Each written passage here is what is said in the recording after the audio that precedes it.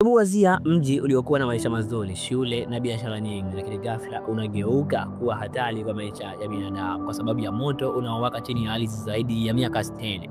Mimi naitwa Ima Lava. Karibu leo tuitazame hii story kuhusiana na tukio hili la ajabu. Tukio hili la kusisimua na la kutisha linapatikana katika mji wa Centralia uliopo chimbo la nchini Pennsylvania nchini Marekani, ambapo maisha ya watu yalivurugika kabisa mnamo mwezi Mei mwaka 1962. Chanzo cha janga hili kilianza pale moto ulipowashwa kwenye dampo la takataka uliokuwepo karibu na mgodi wa zamani wa makaa ya mawe, na bila kutarajia moto huo ulipenya hadi kwenye mishipa ya makaa ya mawe yaliyopo chini ya ardhi na kuanza kusambaa kama nyoka wa moto mita 100 kwenda chini.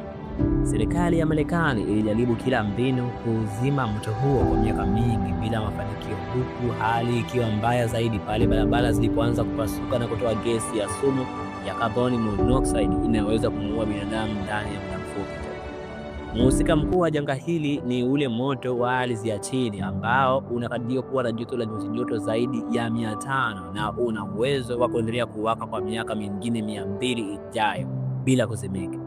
Kwa sababu ya hatari hiyo, serikali ililazimika kufuta mji huo kwenye ramani, kubomoa nyumba nyingi na kuhamisha wakazi wote kwa lazima ili kuokoa maisha yao, huku moshi mweupe ukiendelea kufuka kutoka ardhini kama ishara ya moto bado unatafuta njia ya kutokea.